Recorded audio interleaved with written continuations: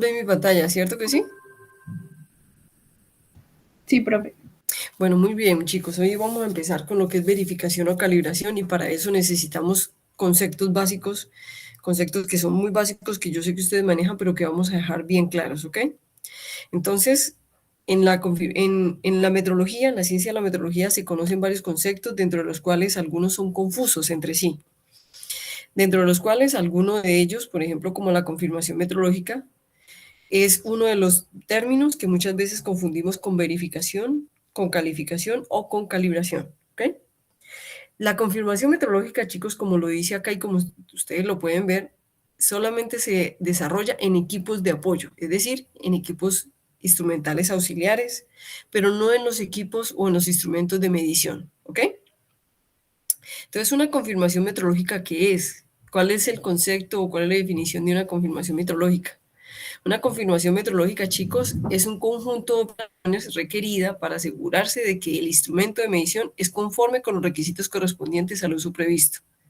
¿Qué es lo que quiere decir eso?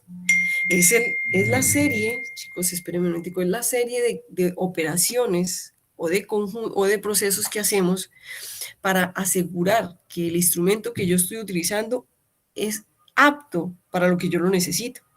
Pero ¿quién es el que dice el uso previsto? Pues el mismo laboratorio, el mismo analista. Para lo que ellos lo vayan a usar, son los que definen ese uso previsto.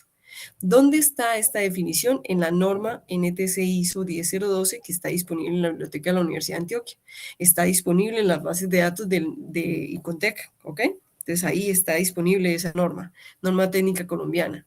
Entonces dice que es un conjunto de procesos que uno hace o que un instituto hace para asegurarse de que el instrumento que está usando cumple o es correspondiente al uso que se le ha asignado a ese instrumento. ¿Cuáles son esas operaciones que se hacen? Entonces son las verificaciones, los mantenimientos, sean preventivos o correctivos, y las calibraciones. Hasta ahí hemos quedado claro que es una confirmación metrológica, sabiendo que es muy diferente hacer una calibración y hacer una verificación. ¿Estamos de acuerdo? Sí, profe. Entonces, resulta que para hacer una confirmación metrológica, nosotros decimos que es un conjunto que asegura que el equipo que yo estoy utilizando es conforme con los requisitos correspondientes. Entonces, ¿cuáles son los requisitos generales que cumple cualquier instrumento para un uso previsto? Para nosotros decir que es conforme con un uso previsto. Entonces, esos requisitos que tienen los instrumentos se llaman parámetros metrológicos y se conocen como, por ejemplo, la resolución. La resolución es uno de los requisitos que nosotros tenemos y que declaramos en un instrumento cuando nosotros vamos a declarar si me sirve o no me sirve.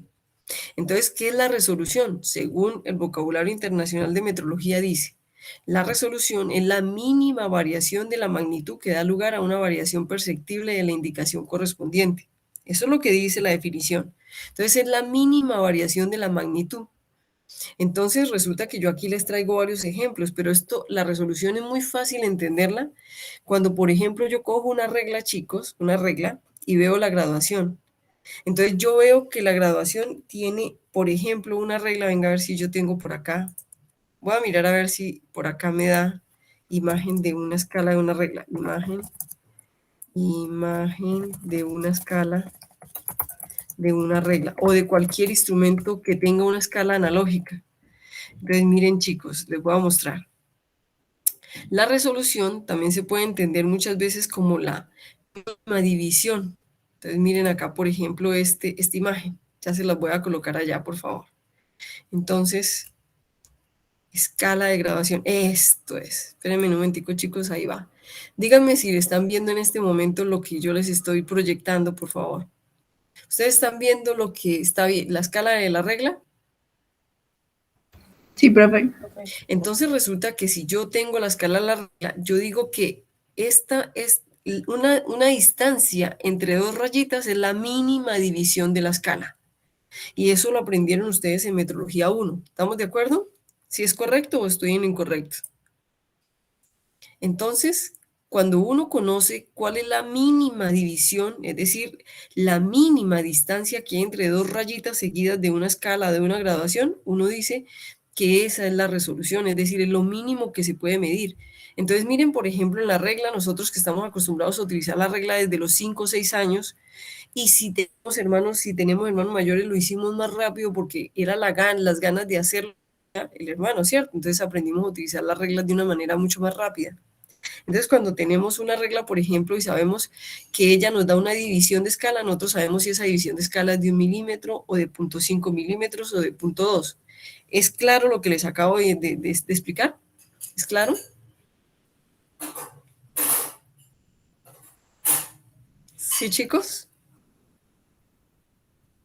Hola. Sí, Sí, sí, profe. profe. Entonces, cuando yo hablo de la mínima división de escala, estoy hablando de la resolución que tiene la graduación de esa medida. Entonces, por ejemplo, yo aquí les traigo diferentes ejemplos digitales, no analógicos, sino digitales.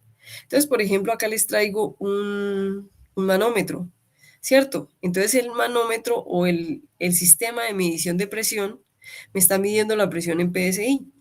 Entonces, yo quiero que ustedes me digan cuál puede ser la resolución de este instrumento. ¿Cuál creen ustedes que es la mínima división o la mínima variación que tiene esta escala de la presión? ¿Quién de ustedes me ayuda?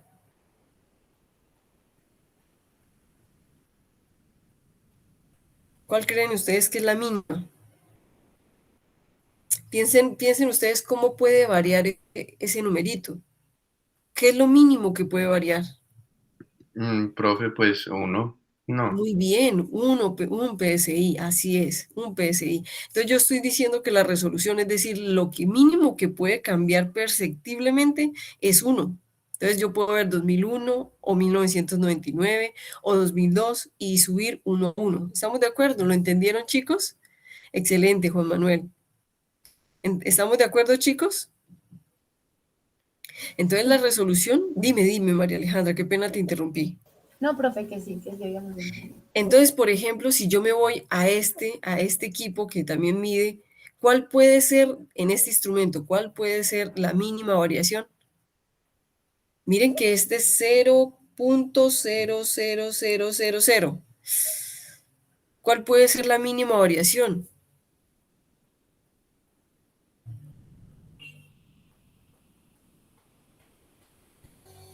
¿Cuál creen ustedes que puede Pues ser? yo creo que sería 0.0001. Así de sencillo, chicos, ¿quedó claro? Y ojo, miren lo que acaba de decir Mar Francis. Esta resolución es mucho más chiquita, es una resolución altísima versus esto. La sensibilidad de este equipo es mucho menor que la sensibilidad de este instrumento. Yo creo que este instrumento tiene la sensibilidad de variar eh, con cualquier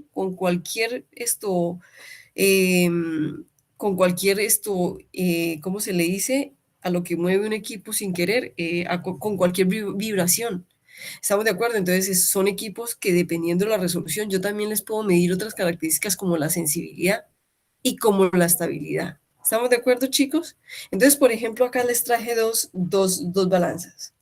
Las balanzas, si ustedes las miran, chicos, son físicamente muy similares. Si ustedes se fijan en las balanzas, tienen el mismo tablero, tienen la misma composición, tienen la misma forma.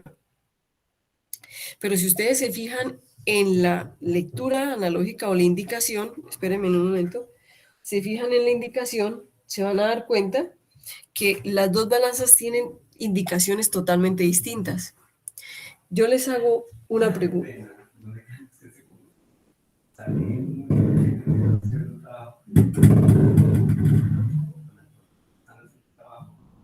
Esperen un momentico, chicos. Muchachos, les pido disculpas un momento.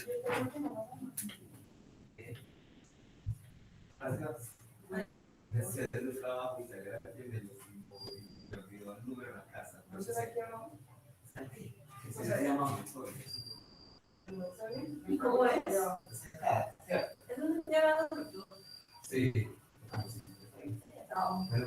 Gracias.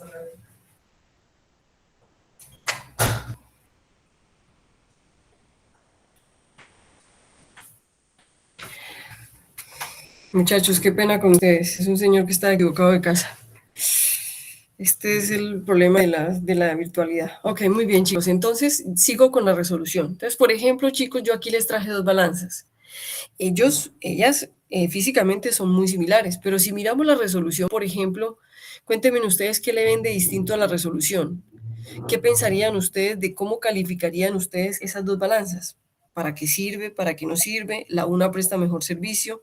¿O depende de para lo que se necesite? Ambas pueden prestar un servicio conforme a un uso previsto. ¿Qué creen ustedes? Profe, pero esas balanzas no serían la misma. Juan Manuel, físicamente se ven iguales. Físicamente yo podría decir que son las mismas, pero si yo me fijo bien en la indicación que me da la balanza, me podría dar cuenta que no son iguales. Es más, les podría decir que una de ellas cuesta más que la otra, que una de ellas tiene mayor valor económico que la otra. La pregunta que yo les hago a ustedes, ¿cuál creen ustedes que tiene mayor valor? ¿Por qué se diferencian la una a la otra si yo físicamente las veo igual? Yo veo que los tableros son iguales, que la forma de la balanza es igual, pero ellas dos tienen algo que me indica que no son iguales. Y por lo mismo y tanto puedo decir que una es más costosa. Dime, Juan Manuel. La resolución. Muy bien. Y entonces, en ese caso, Juan Manuel, ¿qué le ves a la resolución de ambas balanzas? Profe, es que ese es el problema, no se ve como bien, pues al menos yo no me veo como bien. Espérenme entonces un momentico. Denme un momentico, yo me pongo acá y les voy a mostrar el equipo, el instrumento un poco más grande. Yo creo que así se ve, ¿cierto? Mucho mejor. ¿Cierto que sí? Sí, así se ve. Eso, ahí es 10.27. 10.27. Miren la balanza. Ahí está. ¿Será que es igual? ¿Será que es la misma? ¿Será que una tiene mayor resolución? ¿O no?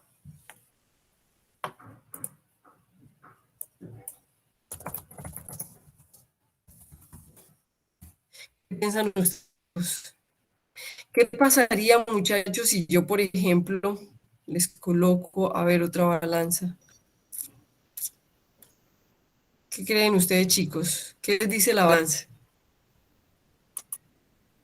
Profe, Por ejemplo, pues, ¿qué pasa si yo les... Dime.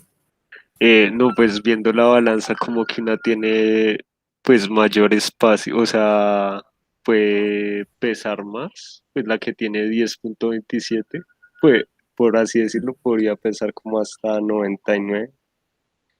Es posible, La, mire, les traigo otro ejemplo. Miren esta. Esta se ve un poco más, esto se ve un poco mejor.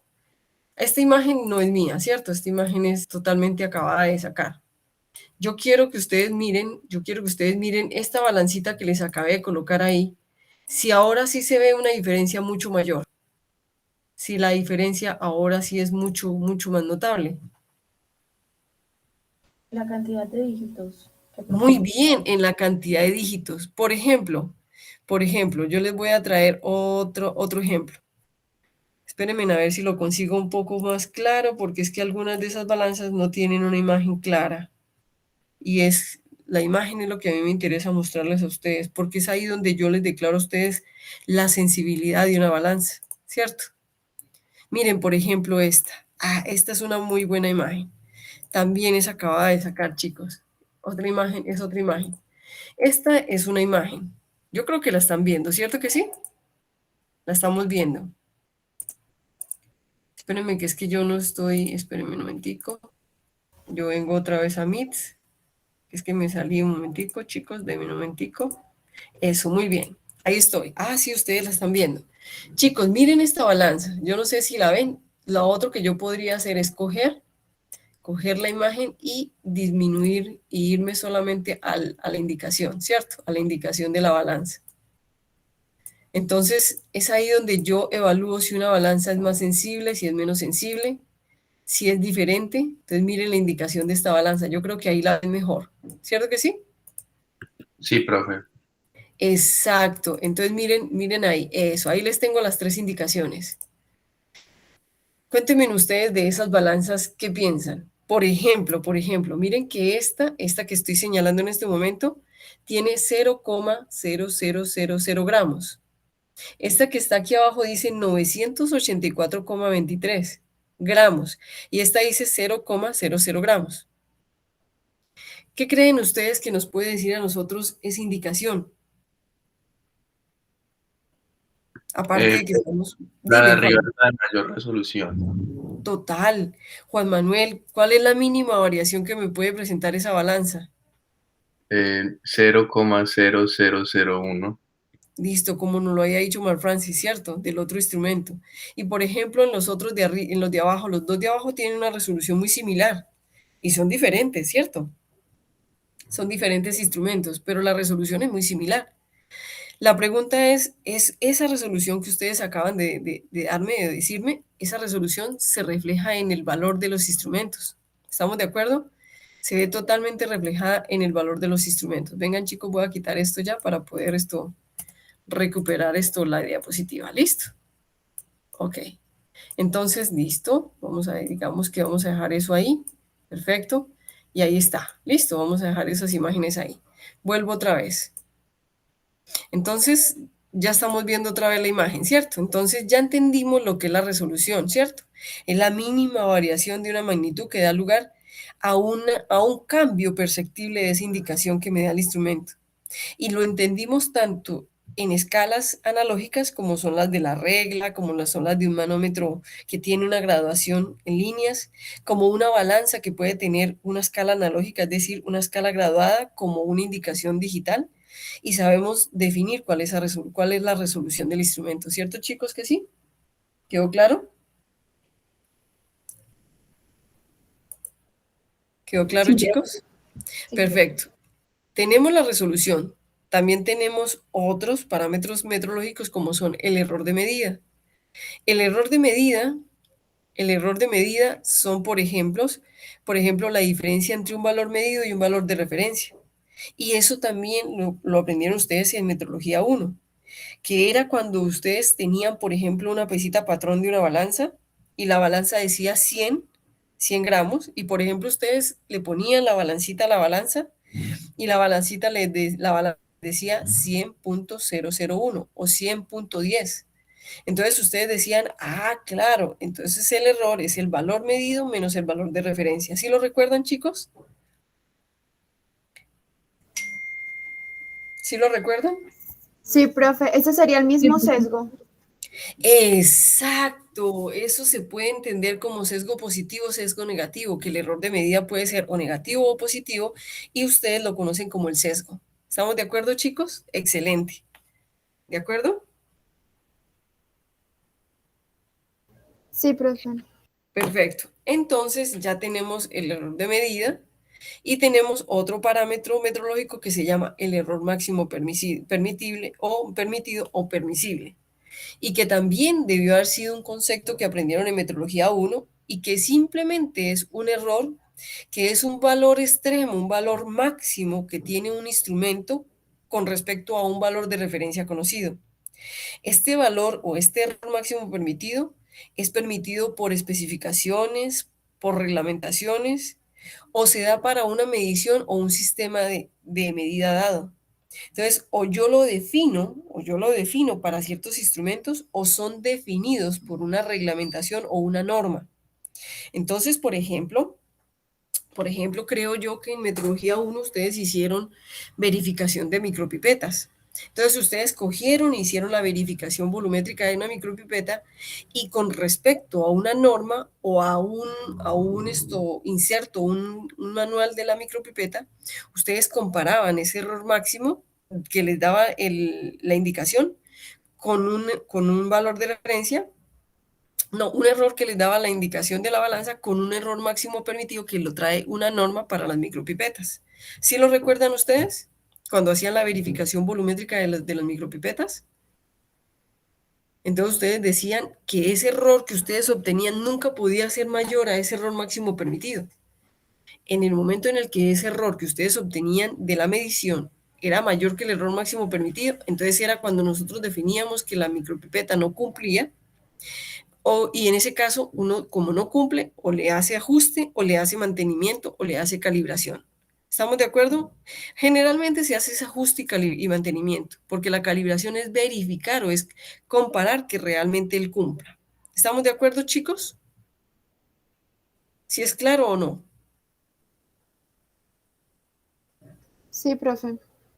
También hay otro que también se aprendió y muchas personas y nosotros en la Universidad de Antioquia, universidad que se abandera en la carrera de ustedes de tener un muy buen entrenamiento o formación de habilidades metrológicas en la carrera de ustedes, tanto en industrial como en bioanálisis. También se dio un concepto que se llama intervalo de medida, que mucha gente lo llama el rango de medición, que mucha gente lo conoce como la capacidad que tiene el instrumento para medir. Entonces, el intervalo de medida simplemente es el conjunto de valores de magnitudes de una misma naturaleza que un instrumento o un sistema de medida puede medir, con una incertidumbre instrumental específica a unas condiciones determinadas. Entonces, vuelvo a la micropipeta. Por ejemplo, cuando tenemos una micropipeta de 100 microlitros a 100 microlitros, ese intervalo de medidas de 900 microlitros. Es un rango que se define donde la micropipeta me dice, yo te sirvo para medir por encima de 100 microlitros y por debajo de 1000 microlitros, y por encima y por debajo, de acuerdo a la sensibilidad, a la resolución de mi escala de medida, yo te puedo servir. ¿Estamos de acuerdo, chicos? ¿Y esto es claro? ¿Es claro?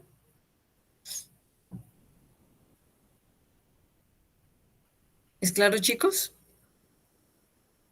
¿O hay algo que quieran que especifiquemos más? Ok.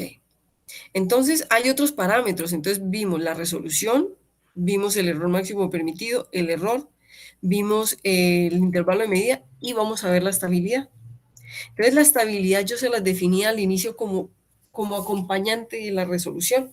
Y yo les decía, y eso se acompaña mucho de la resolución, chicos, porque si ustedes tienen una balanza que tiene una sensibilidad muy alta, es decir, una resolución muy alta, ella es estable o poco estable o muy inestable. ¿Qué creen ustedes? ¿Qué es la estabilidad? Vamos a ver qué es la estabilidad. La estabilidad se define en metrología como la propiedad de un instrumento de medida por la cual éste conserva constantes sus características metrológicas a lo largo del tiempo. Entonces, cuando yo hablo de estabilidad, estoy hablando a lo largo del tiempo, es decir, en medidas tomadas a lo largo del tiempo. Yo vuelvo y les digo, ¿será que una balanza que tenga una resolución muy pequeña, es decir, una sensibilidad alta, es estable o no es estable? ¿O es diferente ese concepto a lo que yo les estoy diciendo de estabilidad? ¿Será que una balanza con una sensibilidad alta puede ser estable? ¿Qué creen ustedes?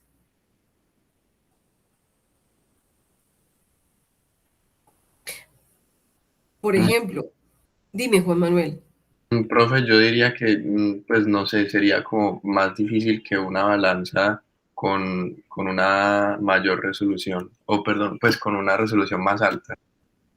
Sí. Entonces, yo, por ejemplo, les pongo un ejemplo. Juan Manuel, Natalia, Dayan, Luisa Fernanda, Mar Francis y María Alejandra y Marisol, entre otros, Juan Manuel y Juan Salinas, bueno, todos los que estamos acá. Chicos, ¿ustedes alguna vez han escuchado las microbalanzas? ¿Han visto una microbalanza? ¿Han visto las microbalanzas con las que se pesan los granitos de oro o las piedras preciosas? ¿Han visto las microbalanzas con las cuales se pesan en un laboratorio de genética los insumos para hacer genética? ¿Han visto una microbalanza, chicos? ¿Qué tan especial es una microbalanza? ¿La han visto? ¿O solamente han visto balanzas analíticas, chicos?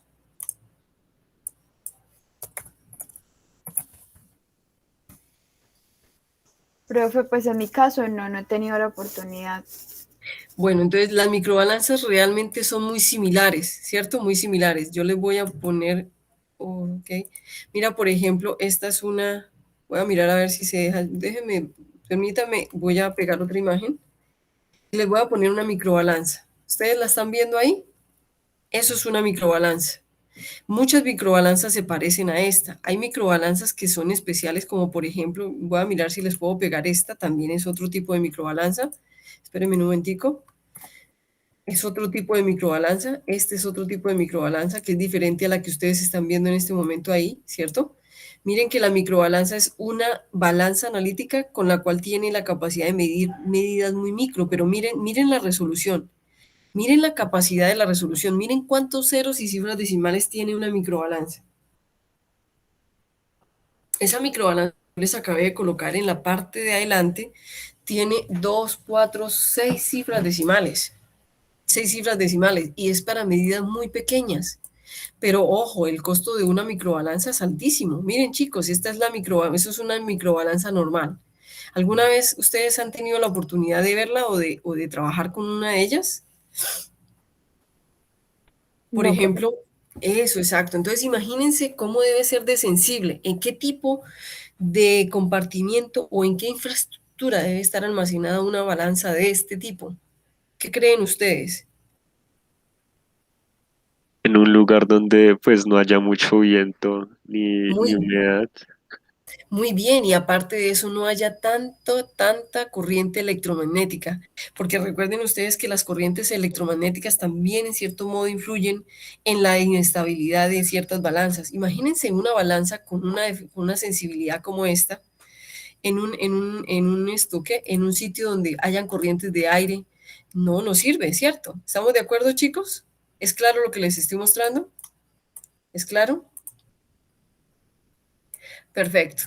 Entonces yo les hago una pregunta, ¿será que esas microbalanzas que yo les estoy mostrando a ustedes chicos, qué valor tienen? ¿Será que serán muy económicas, serán muy caras? ¿Qué creen ustedes? ¿Qué pasa con esos instrumentos que tienen una sensibilidad así de alta? ¿Son costosas, son baratas? Yo creería que son más costosas, profe. Claro, supremamente más costosas. Entonces yo les hago una pregunta, será que una balanza como esta, una microbalanza, puede ser estable? ¿Qué significa estabilidad? Ojo chicos, que yo mida y un día me dé 0,0005 gramos. Que yo me vaya y mida otra vez esa pesita y otro día me dé 0,0005 gramos. Y que yo vaya y lo mida a la semana y me dé 0,0005 gramos.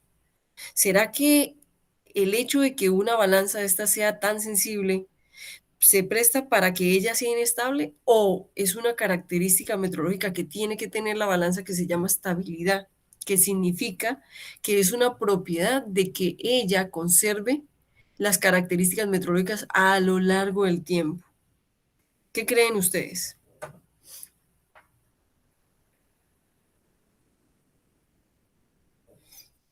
Profe, pues la verdad yo creo que lo ideal sería que si fuera como tal estable, pues primero por el precio pues de la microbalanza, pero Sí, así también hay es. que mirar pues que también toca mirar si la persona lo manipula bien, las condiciones ambientales en las que está, porque pues todo eso puede influir de cierta manera en la estabilidad en esas características meteorológicas de la balanza.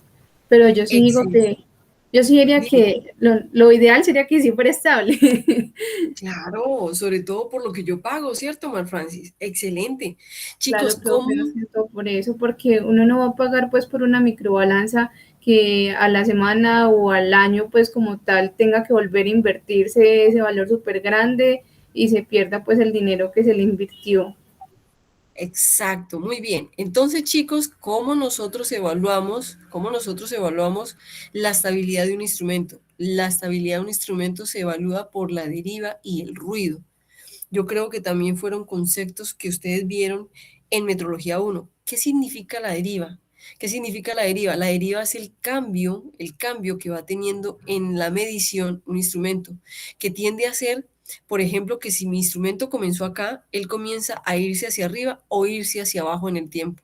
Siendo esta la medida que yo espero que el valor de referencia que yo espero que él me dé, siendo este el error máximo permitido. Entonces miren que él inició acá y miren que sus medidas van tendiendo hacia arriba. O por ejemplo, miren este ejemplo, donde él va tendiendo hacia abajo. A eso le llamamos la deriva, es decir, el cambio de cómo mide esos parámetros en el tiempo. Pero ojo, no significa que un equipo, por muy sensible que sea, no sea estable. Y lo que dice Mar Francis, la idea es que si yo pago por un equipo como una microbalanza un valor superior, ¿cierto? Entonces ese instrumento sea estable. ¿Y yo cómo lo mido? Lo mido con la deriva y el ruido. Ahora, ¿qué significa el ruido, chicos? Miren, por ejemplo, acá.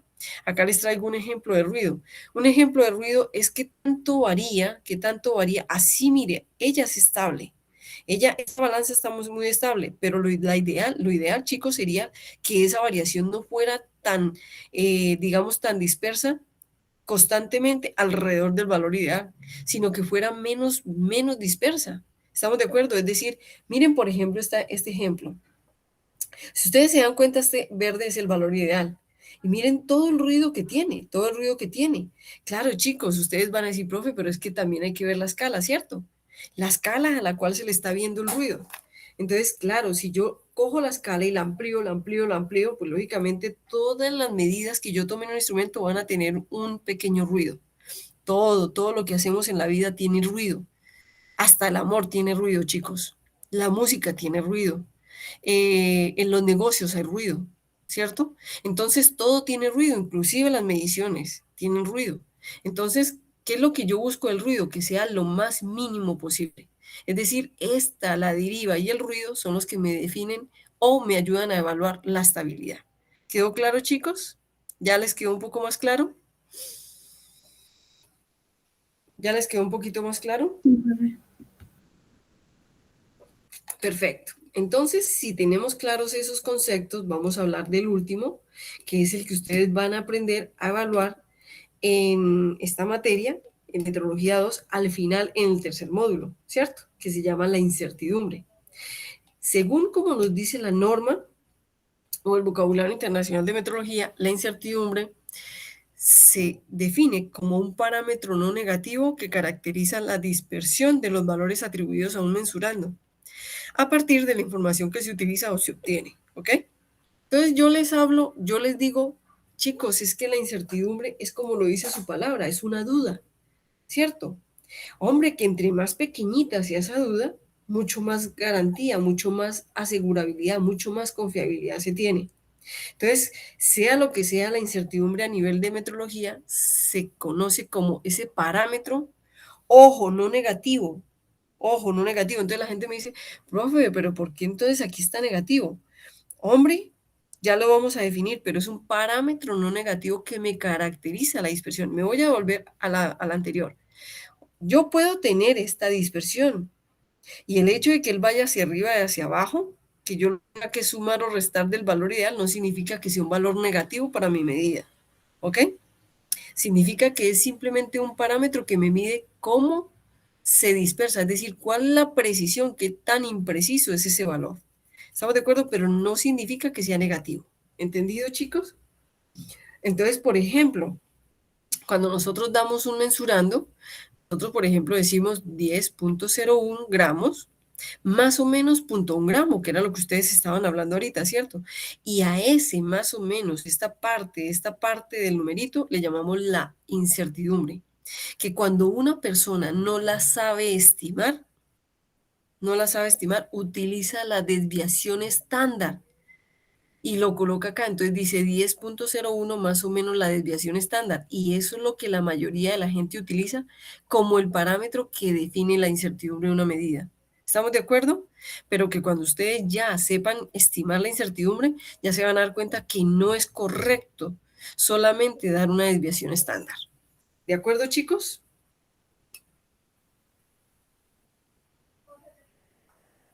¿De acuerdo? Sí, profe.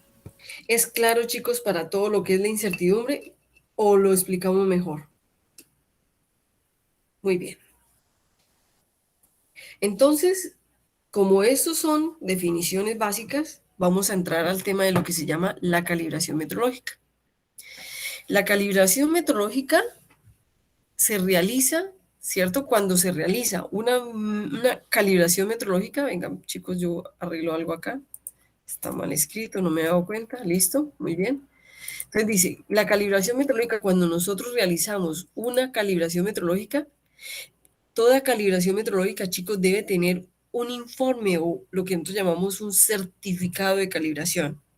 Ese certificado o ese informe de calibración debe contener como mínimo 2 valores. Y yo creo que ya se los había hablado. El mensurando, que es acompañado por el error de medida y la incertidumbre. ¿Estamos de acuerdo? Entonces yo debo tener el mensurando, la incertidumbre asociada y el error de la medida. Ahora, si hablamos de los demás parámetros, ¿cierto? De los demás parámetros, decimos que los demás parámetros, es decir, todos estos que acabamos de resolución, error de medida, error máximo permitido, el intervalo de medida y la estabilidad, son los que me ayudan internamente a evaluar si el equipo es apto para el uso previsto, para el uso para el que yo lo compré, para el uso para el que lo voy a destinar y para el uso para el que lo voy a necesitar. ¿Es claro? Entonces, dentro de esos parámetros, el error de medida se usa en el control y programación o tiempos de calibración para establecer en qué momento el equipo es conforme o deja de ser conforme para el proceso en el que yo lo utilizo. ¿Estamos de acuerdo, chicos? ¿Estamos de acuerdo? Entonces, como lo que vamos a ver ahorita es calibración o verificación, yo les quiero presentar a ustedes o les quiero mostrar que el error máximo permitido es algo que me ayuda a definir, ¿cierto? A definir ese requisito mínimo que debe cumplir y si el equipo es apto o no es apto y si es conforme o no es conforme, ¿ok? Como cuando ustedes verificaban la micropipeta y ustedes decían, profe, es que no cumple o no es conforme, ¿cierto? No cumple o no es conforme porque el error que me da la micropipeta es mayor que el error máximo permitido que me dice la norma. ¿Sí lo recuerdan o no lo recuerdan? Muy bien. Entonces, chicos, el error máximo permitido está dado no solamente por el proceso o por el proceso de medición que lleva cada institución, sino en la mayoría de los instrumentos, en muchos instrumentos está dado por una normatividad. ¿Cuáles son esos instrumentos para los cuales el error máximo permitido está dado por una normatividad? Entonces, los instrumentos para los cuales el error máximo permitido está definido por una normatividad son los siguientes.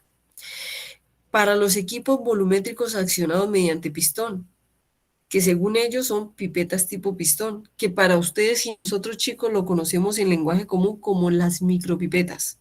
¿Entendido? Entonces, esos instrumentos, el error máximo permitido está dado por una normatividad que la norma es la TC ISO 8655 parte 2 de 2014. Entonces, ¿qué quiere decir? Que cuando yo soy un fabricante de micropipetas, yo tengo que saber que la micropipeta que yo estoy fabricando tiene que cumplir con esa norma. Y que cuando yo soy un comprador de una micropipeta, es decir, cuando yo soy la persona que estoy accediendo o comprando una micropipeta porque la necesito para un proceso, un uso previsto, una actitud de uso prevista, es porque yo me fijo en la normatividad y verifico que realmente esa micropipeta sí sea lo que yo necesito para el proceso.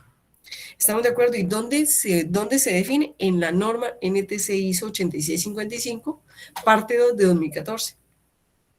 ¿Estamos de acuerdo, chicos?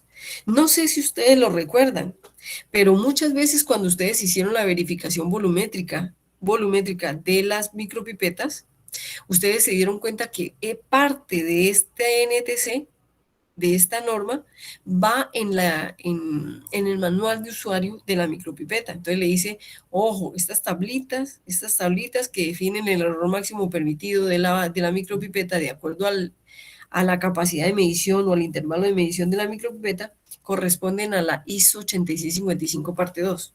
No sé si ustedes lo recuerdan, pero si no lo recuerdan, se los quiero recordar. Entonces, hay instrumentos que el error máximo permitido está definido por la normatividad o por la regulación. En este caso, para las micropipetas, la NT6 8655 parte 2 de 2014. Otros equipos, por ejemplo, equipos volumétricos accionados mediante pistón, como los dispensadores, que no son micropipetas, sino que es un dispensador que también es tipo pistón, que ustedes también lo utilizan mucho en los laboratorios. Por ejemplo, las balanzas, que la norma me dice que son instrumentos de pesaje de funcionamiento no automático y cuyos requisitos metrológicos y técnicos nos dicen las pruebas y es la NTC 2031 de 2014. Entonces, que se conocen como balanzas. Balanzas o algunas personas, bueno, claro que se diferencian, también son las básculas. ¿Estamos de acuerdo, chicos? Otro equipo que también tiene un error máximo permitido dado por normatividad o por regulación son las pesas patrón. Las pesas patrón con las cuales se calibran las balanzas. Ustedes dirán, profe, pero esto no es un equipo, esto es un material de referencia. Chicos, por norma, su error máximo permitido está definido por norma y al ser definido como un error máximo permitido también se pueden reconocer como un instrumento. Ahora, que sea una pesa patrón material de referencia, eso no indica que no se puedan reconocer como un instrumento. ¿Ok? Entonces, ¿en qué norma están las pesas patrón? En la 1848 de 2007. ¿Estamos de acuerdo, chicos? Entonces, para estos instrumentos que son la micropipeta, los dispensadores de pistón, las balanzas y las pesitas patrón, para ellos el error máximo permitido está definido por reglamentación o por norma o por convención. ¿Es claro, chicos, lo que les acabé de explicar?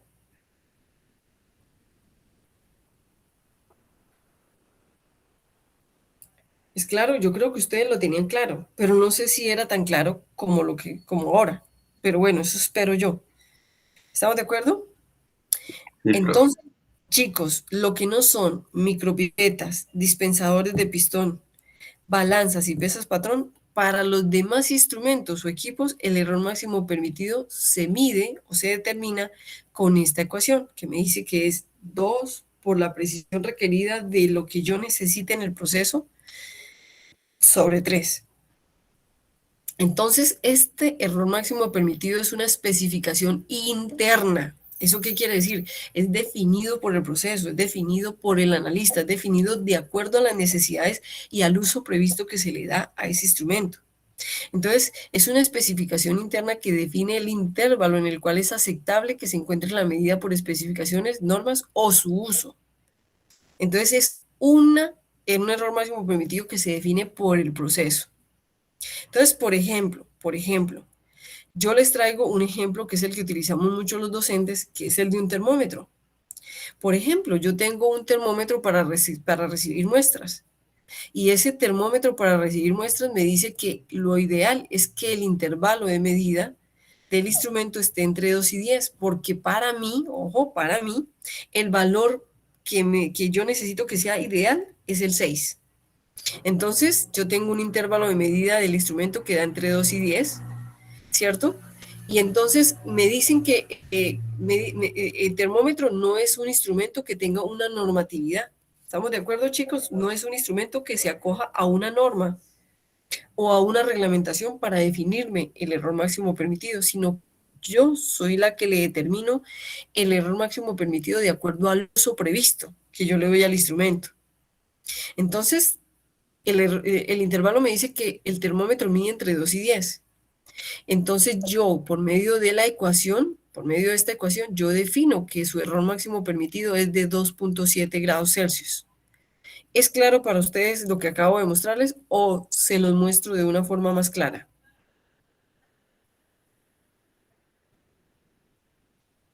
¿Es claro?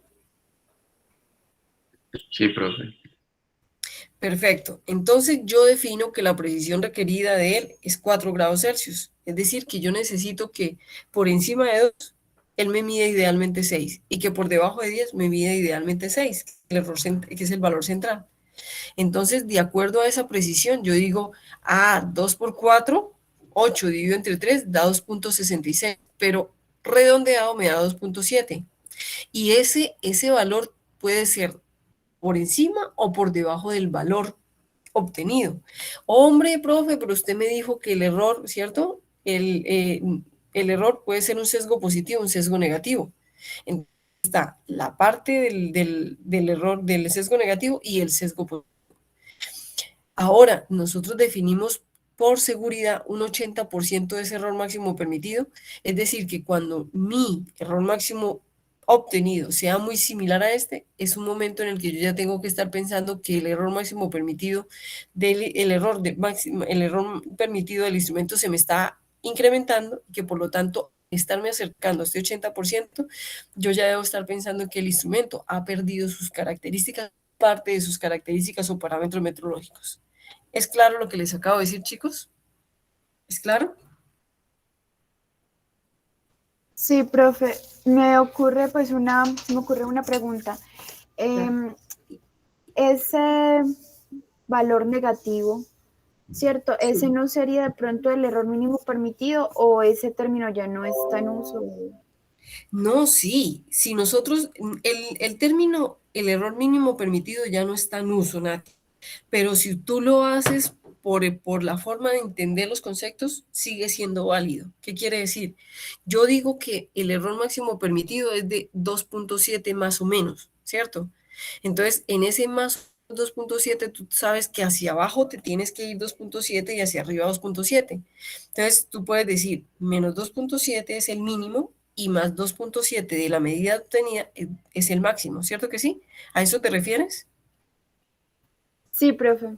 Entonces, como concepto es claro y es válido, pero como tal, la definición, el mínimo error permitido, realmente nunca ha sido permitido, pero por concepto y aplicación es válido y es correcto. ¿Me entendiste, Nati?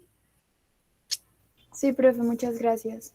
Y lo que es claro, chicos, es que en el error máximo permitido de un informe o de un certificado de calibración, nunca debe superar ese error máximo permitido que yo he definido para mi instrumento, porque este instrumento no es un instrumento que se rija por una normatividad. Una cosa, chicos, es que a mí me calibren una balanza, una micropipeta, un dispensador, y me digan, hombre, es que su instrumento no cumple porque el error máximo permitido no es mayor que el error máximo permitido de la reglamentación. Entonces yo a una persona que me esté calibrando una balanza, una micropipeta, un dispensador, no le puedo decir que no porque ellos se basan en unas normas. Pero si mi instrumento no es si mi instrumento, chicos, uy, ¿dónde estoy? Si mi instrumento, chicos, no es un instrumento que tenga un error máximo permitido definido por normatividad, yo cuando me entregan el certificado de calibración y me dicen no cumple, yo tengo que decirle, oiga, venga, pero ¿cómo que no cumple? Especifíqueme usted cómo define que mi instrumento no cumple, porque es que el error máximo permitido lo defino yo que soy el que sé para qué me sirve el instrumento. Este instrumento no tiene un error máximo permitido dado por reglamentación, por ejemplo, como cuáles, un manómetro, un autoclave, un termómetro, un luxómetro, ¿cierto? Un sonómetro, ¿cierto? Entonces son instrumentos que no tienen una normatividad y yo no me tengo que regir a un error máximo permitido por normatividad. Entonces yo soy el que defino cuál es ese error máximo permitido de acuerdo al uso previsto que yo le doy y a lo que yo necesito. Entonces yo ese error máximo permitido lo defino con la precisión que yo defino de lo que necesito, del proceso que necesito que ese equipo me mida o que me determine. No sé si es claro lo que les estoy diciendo. Entonces, cuando a mí en un certificado de calibración me entregan un no cumple o no es conforme, a mí ese señor me tiene que explicar, oiga, ¿cómo así que mi equipo no cumple? Porque es que el equipo, el error máximo permitido lo defino yo. Y cuando yo le calculo el error máximo permitido a mi instrumento, él cumple. Y usted me está diciendo que no cumple. Dígame usted cómo hizo para determinar que mi instrumento no cumple. Ahora, si el error máximo permitido que yo calculé internamente y es mayor el error que me da el instrumento, lógicamente al calibrador también le va a dar mayor, ¿cierto? Porque el calibrador, ojo, el calibrador sí tiene que regirse a un alcance de medición definido por el usuario, por el cliente. ¿Estamos de acuerdo, chicos? Entonces, cuando el cliente le define el alcance de medición o la actitud de uso, él puede perfectamente calcular el error máximo permitido y tiene que ser de la misma forma. ¿Me entendieron, chicos? ¿Quedó claro?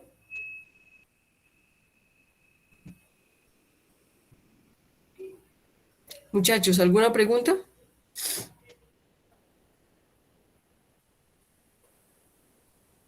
Ok. Entonces, yo creo que me están escuchando, ¿cierto? Se quedan todos calladitos. Muy bien. Entonces, chicos, cuando yo tengo todos los parámetros metrológicos definidos y sé para qué me sirven y cómo los uso, yo tengo que tener la capacidad de evaluar la capacidad de trabajo de ese instrumento o de cómo tiene la capacidad de trabajo ese instrumento de cumplirme con la actitud de uso. Es decir, ¿qué significa la evaluación de la capacidad de trabajo de un instrumento? Significa, chicos, que de acuerdo con la precisión requerida que yo definí para ese instrumento en la medición que yo lo necesito, si el equipo es crítico, chicos, si el equipo es crítico, quiere decir una balanza cuando mi proceso es gravimétrico, un cromatógrafo cuando mi proceso es cromatográfico y necesito definir una concentración con el cromatógrafo, o una concentración dada por un espectrofotómetro, entonces el espectrofotómetro, ¿cierto? Entonces, si el equipo es crítico en el proceso, entonces la capacidad de trabajo se calcula o se evalúa como la precisión requerida sobre la resolución del instrumento. Ahora sí están conectando las definiciones con lo que les estoy mostrando. Entonces yo evalúo la capacidad de mi trabajo, de la capacidad de trabajo de mi instrumento de acuerdo a la precisión y a la resolución del instrumento. Ahora, si el equipo no es crítico en el proceso, por ejemplo, un termómetro, un manómetro, un determinador de humedad relativa, ¿cierto? O un higrómetro, como lo conocen ustedes. Entonces, si el equipo no es crítico, pues lógicamente la capacidad de trabajo puede ser más flexible, porque no es crítico para lo que yo lo necesito. Entonces, lógicamente su capacidad de trabajo es un poco más flexible y por lo tanto yo puedo darle mayor flexibilidad a esa capacidad de trabajo. Entonces, yo la puedo crecer. Entonces, digo, voy a multiplicar esa precisión requerida por 2 veces sobre la resolución del instrumento. Y así es como yo calculo para los equipos críticos o principales o instrumentos de medición y los equipos no críticos o de apoyo y auxiliares, cómo se evalúa la capacidad de trabajo. ¿Es claro lo que les acabo de decir? Sí, profe. Entonces, la capacidad de trabajo me ayuda a clasificar el equipo en si es apto, no es apto, discúlpeme, no es alto, no es apto, o si tiene una alta capacidad de medición, es decir, que está sobre subestimado. ¿Me entendieron? Entonces, cuando yo sé que esta capacidad de trabajo sea crítico o no crítico, o no principal instrumento, me da que es mayor o igual a 3, digo que es apto. Si es menor que 3, digo que no es apto. Ojo, el 3 incluye en actitud. Hombre, me dio 3, es apto. Me dio 3,01, es apto. Me dio 2,9, no es apto. ¿Listo? Entonces el 3 se incluye.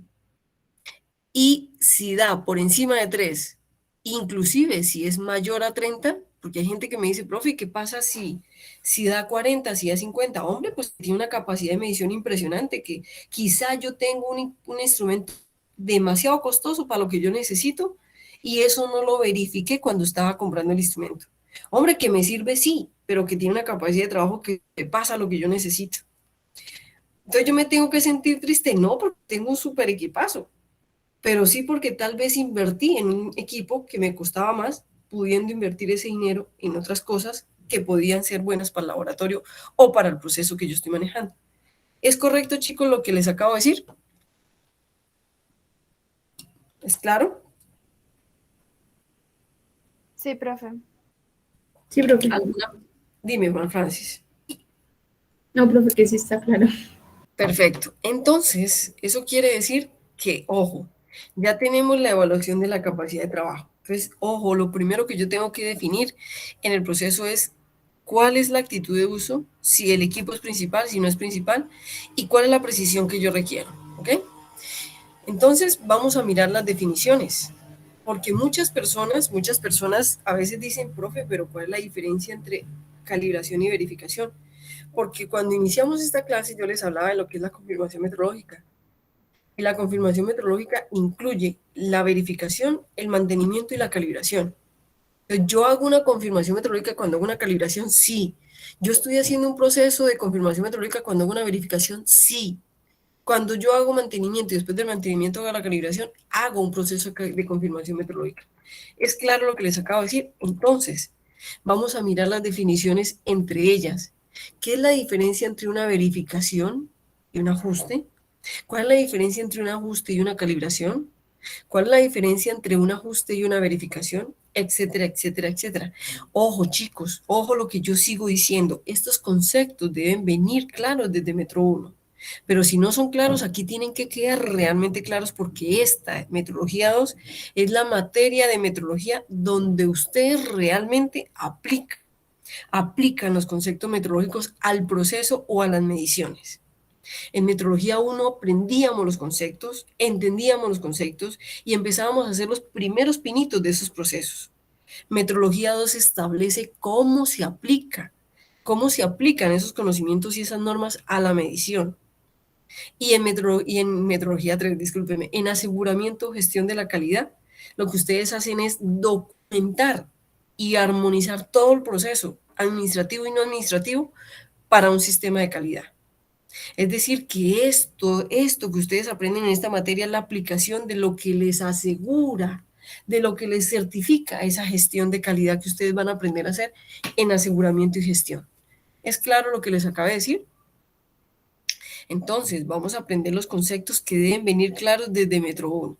Entonces dice así, ¿qué es una calibración?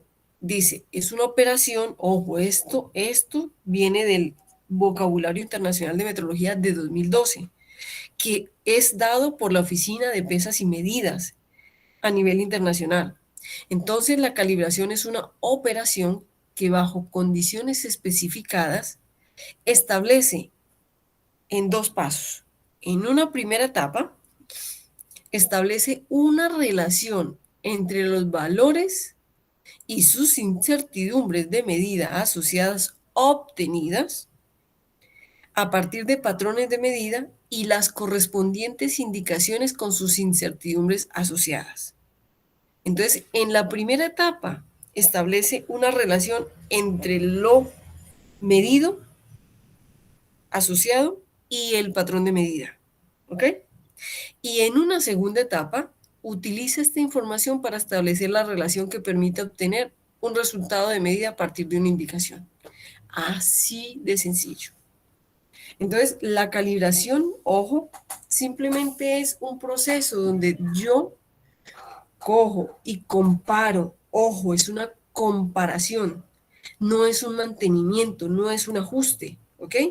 Simplemente una comparación donde yo obtengo un valor, un mensurando, estimo su incertidumbre asociada, lo comparo con un patrón y esa relación entre ellos dos, en la segunda etapa, la uso para establecer una indicación.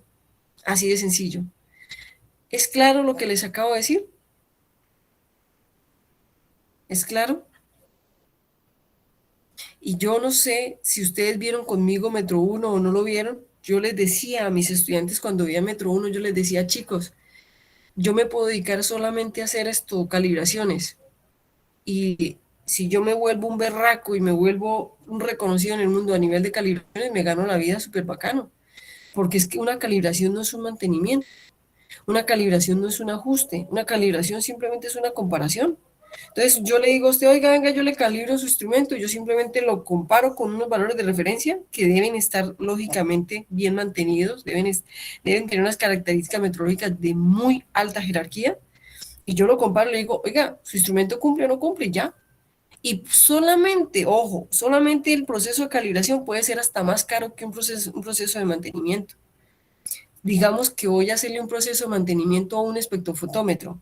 Entonces, el mantenimiento del espectrofotómetro me puede costar, de acuerdo a si es correctivo o preventivo, entre 400,000 y 800,000 pesos.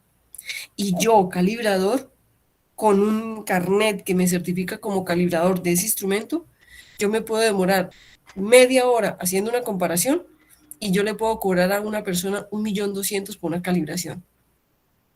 Y yo no estoy haciendo ni por el chiras un trabajo similar al mantenimiento. ¿Por qué? Porque yo como calibrador le voy a dar un certificado a usted que cuando compare su instrumento con un material de referencia, su instrumento cumple para el uso previsto. Y el instrumento cumple con el error máximo permitido. y por lo tanto le doy una incertidumbre asociada, que es cuando yo cojo los valores, me voy a un computador y si tengo un programa, me saca rapidísimo, y si yo sé cómo estimarlo, en menos de media hora tengo ese valor.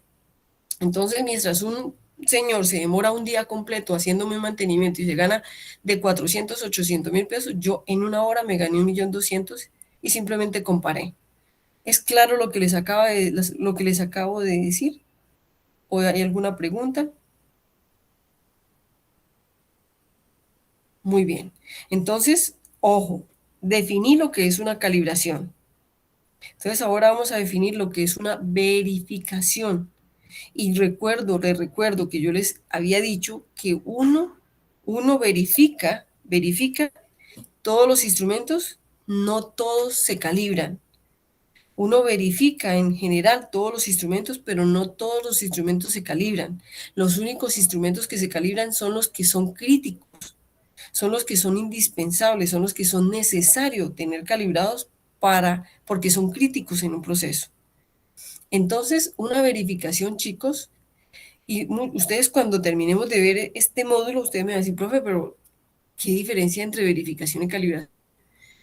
Mucha, chicos, mucha. Empezando porque una verificación no tiene un certificado de calibración.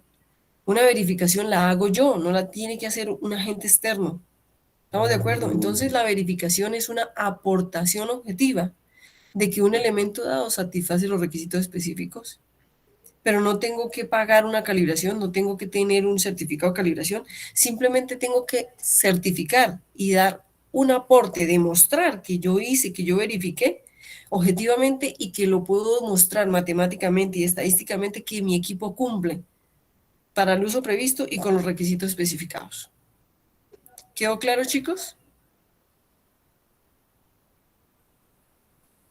¿Es claro? Sí, profe. Entonces vamos a hablar de lo que es un ajuste. Digamos que tenemos el equipo calibrado y de un momento a otro el equipo algo le pasó, o lo movieron, o le hicieron un trastabilleo bien fuerte y algo se le movió al equipo. Entonces, ¿qué es un ajuste? Un ajuste es el conjunto o la operación que yo realizo sobre el instrumento para que él me proporcione las indicaciones que yo necesito o las prescritas, correspondientes a valores dados de la magnitud a medir. Es decir, que si yo comparé mi instrumento con un control interno, hombre, se me está alejando un poquito, pero tan raro si ayer servía el instrumento. Entonces yo digo, hombre, como yo conozco tanto el instrumento, yo le puedo mover un tornillo, le puedo mover algo, y eso se llama un ajuste. Y sé que moviéndole un tornillito, con eso ya logro que él me dé la magnitud en la actitud de uso que yo la necesito. Les voy a dar un ejemplo. ¿Alguno de ustedes tiene balanza analógica en su casa? Es decir, no las que tienen indicación digital, sino que tienen la graduación. ¿Alguno de ustedes tiene esas balanzas en su casa? Sí, profe. Y yo te hago una pregunta, Mar Francis, cuando tú te subes, claro, cuando tú pones la balanza se pone en cero o algunas veces tú tienes que hacer algo para que ella se ponga en cero. Profe, a veces toca, pues, hablo por dos casos. El primero, pues, cuando es una pesa normal, cuando uno se va a pesar, me toca como moverla de lado, no sé si por el piso, la elevación o lo que sea. Y como mi mamá es repostera, ella también tiene como estas balancitas pequeñitas, entonces a ella le toca como mover la cosita de arriba, no sé cómo se llama, donde se ponen todos los ingredientes para que pueda dar en el cero, porque si no, no le da el cero. Se llama platillo, el platillo de medición, el platillo de pesaje, ¿cierto que sí? Eso, profe, sí, entonces le toca como moverlo para que quede justamente en el cero, porque muchas veces como que se baja a -3, por así decirlo, antes de otra recta, antes del cero, entonces le toca pues como hacer maromas para que quede en cero. Y Mar Francis, eso se llama un ajuste. ¿Lo entendiste? Sí, profe. El chico lo entendió. No hay forma más fácil de explicar un ajuste. Y la pregunta que yo les hago, chicos, ¿es ideal? Bueno, digamos que en la balanza de la casa o en el proceso que hace la mamá de Mar Francis, digamos que es válido, porque es un proceso que se está haciendo. Pero digamos que si yo tengo un espectrofotómetro, ¿es válido que yo le esté haciendo ajustes a un espectrofotómetro?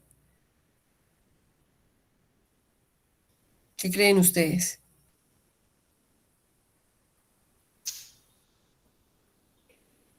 Profe, yo Sí, creo sí, sí. que se debería volver a calibrar el instrumento después de ese Oh, ajuste. Nati, ojo lo que te voy a decir. Una cosa es la calibración no me va a arreglar un instrumento. La calibración lo único que me va a decir es si cumple o no cumple. Sí, Y me va profe, a... lo que quería decir es que, pues, si se le hace un ajuste a un instrumento que es crítico, como es un espectrofotómetro, yo creo que se debería hacer después una calibración después de ese ajuste, o no sé si estoy alejada. Nati, te voy a decir una pequeña corrección, pero me parece que no estás equivocada del todo. Yo pienso que lo que tú me estás queriendo decir es, después de que yo le haga un ajuste, lo que le tengo que hacer es algo correctivo. Y en ese caso ya no me refiero a una calibración, sino me refiero a un mantenimiento. ¿Sí me entienden? Es decir, es aquello donde en un mantenimiento me dejan a punto un instrumento. ¿Sí me entiendes? Ah, sí, profe. Entonces, por eso es que en metrología uno y si no lo tenemos, después de que le hacemos un ajuste o un mantenimiento a un instrumento, siempre calibrar. Siempre. Yo le hice el equipo, el espectrofotómetro no me estaba cumpliendo con algo, entonces yo lo que hice fue que le hice un ajuste, entonces después de ese ajuste yo tengo que pensar, hombre, si le hice un ajuste, no es deseable, yo tengo que hacerle el mantenimiento para que esto no me vuelva a pasar. Y después de que hago mantenimiento, como le moví pedazos, le moví piezas, le abrieron el equipo, hay que calibrarlo. Y es la calibración lo que a mí me dice que el equipo es conforme y cumple o no cumple. Si es crítico. ¿Estamos de acuerdo? Entonces, Nati, no estás equivocada, sino que lo que estás pensando es que la calibración es la que hace lo que hace el mantenimiento. Y recuerden lo que yo les acabo de decir. Si yo hago mantenimiento de un espectrofotómetro, por ejemplo, yo puedo cobrar, por ejemplo, con un espectrofotómetro, yo podría cobrar unos 1.200.000. Pero cuando tú vas a hacer la calibración de un espectrofotómetro, y Nati, haciendo el mantenimiento de un espectrofotómetro, te puedes demorar 2 o 3 días.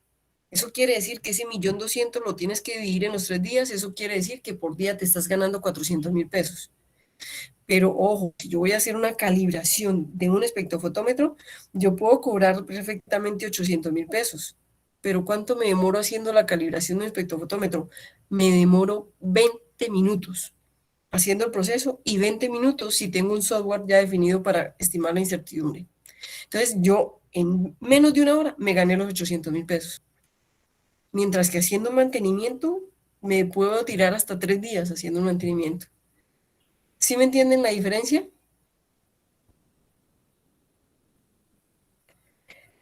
Y Sí, la, profe. y la pregunta es ¿por qué? Porque chicos, facilito. La calibración es una comparación.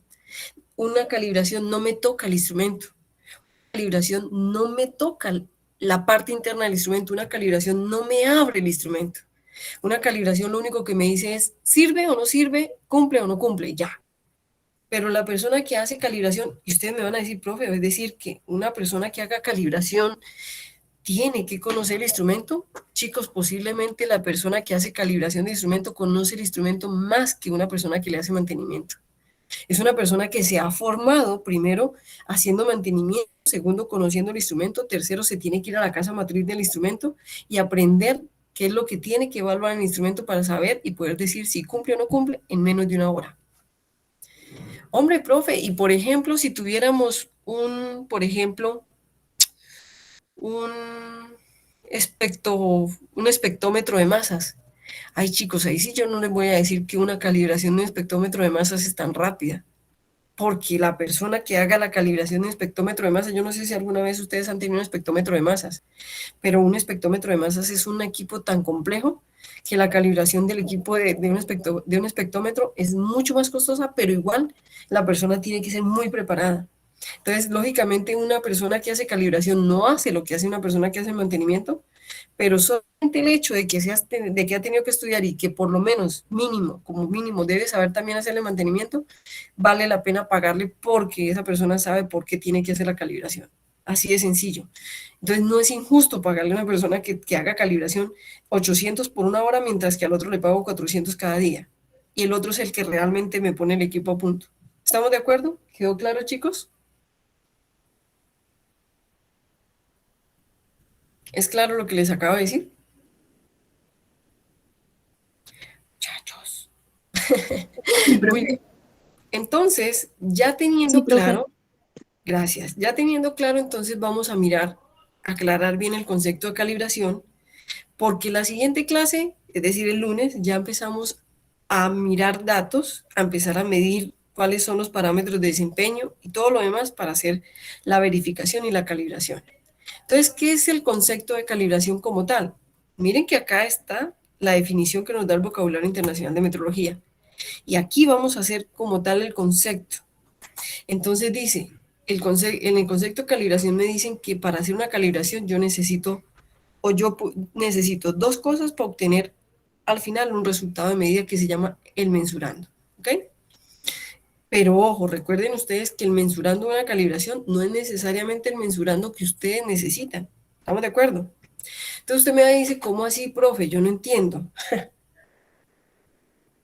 Entonces el mensurando de una calibración no es el que yo necesito, no, chicos, porque ustedes van a hacer un análisis, ustedes van a hacer una determinación de un mensurando bioquímico en el espectrofotómetro. Pero el mensurando de una calibración no es el mismo valor que ustedes esperan cuando hacen una medición en el instrumento. Entonces, ¿qué es el resultado de medida o el mensurando una calibración? Es el resultado con el cual la persona que hace la calibración compara y que dice si es apto o no es apto, si el instrumento tiene un alto valor, si el instrumento cumple con un error máximo permitido, si el instrumento tiene una capacidad de trabajo, etcétera, etcétera. Entonces, ¿qué se necesita para hacer una calibración? Primero se necesita un patrón de medida, ¿cierto? Entonces, en el patrón de medida es aquel instrumento o aquel material que yo utilizo para hacer una relación entre los valores y sus incertidumbres de medidas y las correspondientes con la indicación que me da el instrumento que estoy calibrando. Entonces, claro, el material de referencia es el que me da la relación entre esos valores o valor. Y entonces usted me va a decir, profe, ¿pero por qué valores? Yo quiero que ustedes recuerden que, por ejemplo, en una balanza nosotros tenemos pesita patrón que tiene un solo valor. ¿Estamos de acuerdo? Un solo valor. Pero quiero recordarles a ustedes que también hay patrones o materiales de referencia, por ejemplo, en colesterol, en hormonas, que me dan varios valores. Entonces, un patrón puede tener un valor o varios valores, y cada valor tiene que tener asociado una incertidumbre de ese valor. ¿Estamos de acuerdo? Entonces queda definido como el patrón de medida es aquel material de referencia, ya sea sustancia, ya sea un material tangible, ya sea una constante, que me da una relación entre él y la indicación del instrumento. Y que cada uno, tanto la indicación del instrumento como el valor del patrón, debe tener una incertidumbre asociada. Ahora, ya teniendo ese patrón de medida, necesito el instrumento. Entonces, en el instrumento es que yo utilizo este material de referencia o patrón de medida y es donde yo establezco la relación entre la información de ese patrón y la indicación del instrumento. Así de sencillo. Entonces, cuando yo establezco la información en el instrumento, de él me sale el mensurando o el resultado de medida de una calibración. ¿Cuándo debo yo realizar la calibración? Debo realizar antes de poner ese instrumento que es importante en uso o después de que hago un ajuste o una reparación o un mantenimiento. ¿Es claro? ¿Por qué es claro, chicos? Porque una calibración no me va a hacer un ajuste. Una calibración no me va a arreglar un instrumento. Una calibración no me va a poner a punto un instrumento. Una calibración simplemente me hace una comparación y me dice si cumple o no cumple. Así de sencillo. ¿Claro hasta aquí? ¿Claro hasta aquí? Ok. Sí, profe. Entonces, miren que acá les traigo un certificado de calibración. Y este certificado de calibración es de un termómetro. Entonces, ¿qué debe contener? ¿Qué debe incluir un certificado de calibración? Un certificado de calibración, como ustedes, chicos, debe incluir primero los puntos a calibrar. Ojo, que los puntos de calibración o los valores de calibración son elegidos por el cliente.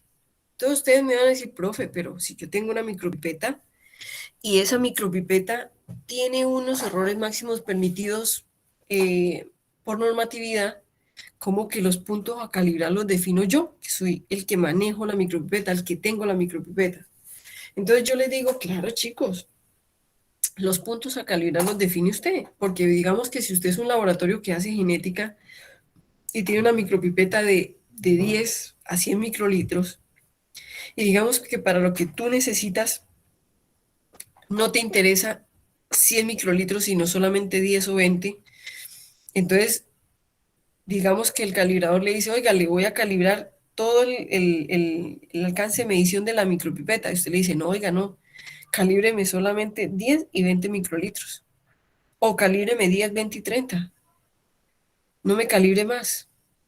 Porque es que de 30 para arriba yo nunca utilizo la micropipeta. Entonces, ojo, los puntos a calibrar generalmente son dados por el cliente de acuerdo a la necesidad, de acuerdo al proceso, de acuerdo a la actitud de uso, de acuerdo al uso previsto que se le ha designado al instrumento. ¿Qué incluye un certificado de calibración? Incluye las diferencias entre las medidas que indica el instrumento que se calibró, los mesurandos que el instrumento muestra y los valores de los patrones. Y esos valores y esa diferencia o esa relación entre la indicación y los valores de los patrones me dan o me ayudan a sacar el error, que es lo que más anteriormente habíamos dicho que también se conoce como sesgo positivo o negativo, y que también me define la corrección, y que la corrección es simplemente el sesgo con signo contrario, así de sencillo. ¿Estamos de acuerdo, chicos? ¿Claro lo que les acabo de decir o muy confuso? Y después de que tenemos esa relación entre la indicación y el valor y tenemos un error, entonces a ese error le estimamos una incertidumbre, como lo van a aprender ustedes a hacer en el tercer módulo de esta materia, y le estimamos la incertidumbre y cada punto comparado debe tener una incertidumbre asociada. Hombre, que yo no le dije a usted sino que me hiciera un solo punto, entonces una sola incertidumbre. Que usted me tuvo que haber hecho 3 puntos, 10, 20 y 30 microlitros, entonces cada punto que yo le dije debe tener una incertidumbre asociada. Chicos, ¿dónde puedo yo encontrar diferentes modelos de calibración? Hombre, pues muy fácil, miren acá. Yo puedo venir aquí y con estas direcciones, vengan chicos, que es que se me olvidó que había apagado el control C, y me puedo venir y puedo colocar, discúlpenme ustedes, voy a colocarles aquí Mr. Google, entonces les coloco la dirección y ahí puedo encontrar certificados de calibración. ¿Okay? De termómetros, profe, que yo quiero certificados de calibración de otro instrumento, entonces buscan certificados de calibración de otro instrumento. Entonces van a encontrar diferentes certificados de calibración y en todos el certificado de calibración les va a decir qué es lo que debe tener o que debe contener esos certificados de calibración. ¿Ok? Y entonces ahí podrán ustedes darse cuenta que hay diferentes modelos de certificado de calibración, pero que todos deben cumplir con una información básica dada al cliente para que el cliente sepa, metrología, asesoría. Ok, entonces para que el cliente sepa qué debe contener. ¿Estamos de acuerdo? Muy bien. Entonces, por ejemplo, ¿cómo interpretar un certificado de calibración? Esto, chicos, esto que está acá, chicos, cómo interpretar un certificado de calibración es no solamente qué información debe contener un certificado de calibración, ¿cierto? Sino, chicos, debe también esto, es como un archivo donde a usted le dicen, hombre, ¿cómo lo interpreta y cómo utiliza un certificado de calibración? Entonces, el certificado de calibración, muchachos, debe tener ciertos ítems, como por ejemplo, el título, ¿cierto? Ser claro que es un certificado de calibración. Debe tener una identificación única, es decir, un número o una identificación que lo certifique como una numeración válida, un certificado, un documento válido. Debe tener los datos del cliente, es decir, la institución, la dirección, el teléfono, el correo, el email, todo lo que necesite para identificar al cliente. Debe tener la descripción o condiciones de la verificación del instrumento y de los ítems a calibrar. Debe tener el instrumento, debe tener el modelo del instrumento, debe tener la clase del instrumento, debe tener la norma con la que se hace esa calibración. Deben dar información sobre la trazabilidad del patrón o del material de referencia, entonces debe dar el nombre del material patrón, debe dar la clasificación del material patrón, el código del material patrón y la incertidumbre del material patrón. Debe dar datos del lugar donde se realizó la calibración. Usted dirá, profe, pero ¿por qué es importante los datos del lugar de la calibración? Chicos, porque hay instrumentos que no se pueden mover del sitio donde se manejan. Entonces, la calibración tiene que ser in situ. Por ejemplo, una balanza, un espectrofotómetro. Pero hay instrumentos que no se tienen que calibrar in situ. Entonces, por ejemplo, una micropipeta. Por ejemplo, un espectrofotómetro portátil. Por ejemplo, un pHímetro portátil. Esos instrumentos no se tienen que calibrar in situ. Esos instrumentos, como lo dice su nombre, son portátiles, se pueden trasladar. Entonces, la calibración puede darse en la empresa donde calibra o se puede dar in situ. Entonces, yo tengo que aclarar en qué lugar se hizo la calibración. Por ejemplo, cuando yo hago un certificado, cuando tengo un certificado de calibración, tengo que poner las condiciones de influencia, es decir, qué condiciones influyeron y qué condiciones estaban en el momento en el que se hizo la calibración. Tengo que mostrar el método utilizado, la referencia de los procedimientos que se hacen y dar los valores. Y lo más importante, declarar la incertidumbre de ese valor. Entonces yo la medición que se hizo fue tanto, el error que se determinó fue tanto, y la incertidumbre es tanta, y las unidades que son naturaleza del instrumento son, en este caso, un termómetro 2 grados Celsius.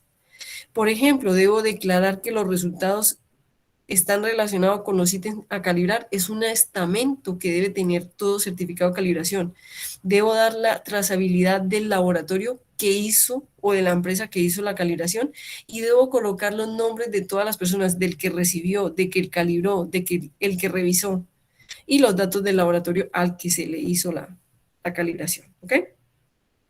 Esos son lo mínimo que yo debo tener. Entonces les voy a mostrar esto, que es un documento del Instituto Nacional, de nuestro Instituto Nacional de Metrología, que está en línea, por eso les dejo acá esta dirección, ¿cierto? Entonces, por ejemplo, se los voy a mostrar, yo lo tengo abajo, déjenme un momentico, y les voy a mostrar cómo es que el Instituto Nacional de Metrología, al cual yo también pertenezco, chicos, nos dice o nos da cómo se interpreta un certificado de calibración. Entonces miren que esto es del Instituto Nacional de Metrología de Colombia, para que ustedes sepan que nuestro Instituto Nacional de Metrología se está poniendo a punto, tal y como otros institutos de cualquier otro país desarrollado, se está poniendo en cuenta. Esto, claro, esto hace muy poco que se sacó. Pero entonces, esto no es tan importante. Lo que les está diciendo es que para poder esto entender qué tiene un certificado de calibración, yo debo entender cuál es la importancia de un certificado de la calibración. Nos dice exactamente lo mismo que yo les enseñé y me dice que siempre en una primera etapa yo establezco la relación del material de referencia con las indicaciones del instrumento, que eso ya lo saben hacer ustedes. Y en una segunda etapa utilizo esa información para obtener una indicación, ¿cierto? Un resultado. Entonces, me dice, ¿pero qué es un certificado de calibración? Entonces dice, es un registro que provee evidencia de la conformidad de los requisitos. ¿Qué quiere decir? Que es un registro, un certificado que le dice a usted que su equipo es conforme. Entonces, ¿qué es? Nos dice si los resultados son claros, si son exactos, si son no ambiguos, si son ambiguos, ¿cierto?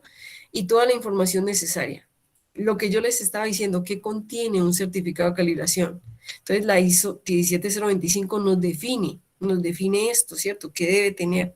Entonces nos define que debe tener nombre, dirección, identificación del certificado, fecha de recepción, método utilizado, plan de muestreo, resultados, trazabilidad metrológica y condiciones bajo las que se realizó la calibración. Es exactamente lo mismo que yo les acabo de mostrar a ustedes, pero es dado por el Instituto Nacional de Metrología. Entonces dice que debe contener como mínimo un certificado de calibración. Nos dice que debe tener la descripción del ítem que se calibró, el método de medición, ¿cierto? Nos dice que debo complementar la trazabilidad metrológica del patrón, ¿cierto? Del patrón de calibración, y debo darle a la persona a la que le cobré los resultados de la medición completamente, esto se llama completamente analizados, estadísticamente analizados, para que ella tenga sus resultados y yo no poner a calcular al cliente. Y con estos resultados estadísticos le debo declarar la incertidumbre y decirle por qué método calculé la incertidumbre. Y esto es lo que vamos a aprender en el tercer módulo de esta materia. Y algunas observaciones adicionales. ¿Qué beneficios nos dice el Instituto Nacional de Metrología que tiene la comprensión correcta de un certificado de calibración? Que si yo sé entender la información que me da un certificado de calibración, tengo solamente beneficios. Como cuál, sé cuál es la incertidumbre del instrumento que me va a aportar en la incertidumbre que yo voy a calcular de mi método de medición. Sé cuál es la corrección que debo aplicar por el instrumento en mi método de medición. Y lo más importante, le debo conocer la trazabilidad metrológica al instrumento que la aplico en mi método de medición. ¿Qué quiere decir, chicos? Los resultados de calibración son obtenidos bajo condiciones de laboratorio de calibración y mediante procedimientos del mismo. Y miren lo que dice acá, ¿qué es la corrección? Lo que yo les estaba diciendo a ustedes ahorita. La corrección es el error con signo contrario. Por ejemplo, tengo acá unos valores y me dice que el error es de 0,01. Entonces, ¿cuál es la corrección? Pues coger el valor que me da la indicación y restarle ese error. Y eso se llama corrección. Eso lo debieron haber aprendido en Metrología 1. Si no aprendieron, les estoy volviendo a recordar. ¿Estamos de acuerdo, chicos? Eso es lo que nosotros llamamos corrección. Y nos enseña cómo interpretar todo lo que tiene un certificado de calibración, ¿cierto? Nos está hablando, por ejemplo, de los análisis químicos. Nos está hablando del material de referencia certificado. Nos dice, ojo, nos dice qué debe contener un certificado de un material de referencia certificado. Y la pregunta es, profe, ¿y por qué es importante yo saber qué contiene o qué información me da un material de referencia certificado? Yo creo que ustedes ya con lo que hicieron de trazabilidad ya se dieron cuenta que es importante saber entender la información que nos da un certificado de un material de referencia. ¿Sí o no, chicos? Y que nos dice cuáles son las etapas, cuál es el resultado de la trazabilidad y nos da la capacidad de poder establecer no solamente la trazabilidad, sino la calibración. ¿Estamos de acuerdo, chicos? ¿De acuerdo, muchachos? Y miren que esto es del Instituto Nacional de Metrología. ¿Estamos de acuerdo? Entonces, digamos que es como un comienzo de ser lo que vamos a aprender en esta parte de la materia. ¿Estamos de acuerdo, chicos? Entonces, ¿eso qué quiere decir? Que de la clase entrante en adelante ya empezamos a mirar qué es lo que nosotros necesitamos de un instrumento, de un equipo, qué necesitamos nosotros calcular con los datos. Entonces, en la clase entrante empezaré por darles unos datos. Chicos, que en realidad, si nosotros estuviéramos 100% presencial, esos datos yo no se los daba, sino que les asignaba un instrumento, ya sea un espectrofotómetro, una micropipeta, o un reachímetro, o les asignaba un instrumento, y ustedes con el instrumento generalmente lo hacen con el espectrofotómetro porque es el instrumento que ustedes más manejan, el fotocolorímetro, ¿cierto? Entonces se les daba un método de medición y ustedes con el método de medición y con dos materiales de referencia tenían que aprender a calibrar. A verificar, ¿cierto? A verificar, porque realmente nosotros a ustedes no les enseñamos a calibrar, sino les enseñamos a verificar. Pero cuando les enseñamos a verificar, chicos, les decimos que lo único que le falta a ese instrumento para que usted pueda determinar que es apto, lo que a usted le haría falta para hacer una verificación o una validación, ¿cierto? Que es lo que vamos a hacer también con un método analítico. ¿Qué es lo que le hace falta para nosotros poder determinar que un equipo queda calibrado? Es simplemente tener una tarjeta de calibrador, de persona que calibra, de una empresa, de un laboratorio de calibración y dar un certificado. Eso es, porque la verificación también es una comparación. ¿Cuál es la diferencia entre la verificación y la calibración? Que el uno tiene certificado, una validez metrológica de alta jerarquía, mientras que el otro es una evidencia objetiva de que yo sí estoy cumpliendo y que mi proceso es apto o cumple. ¿Entendido, chicos?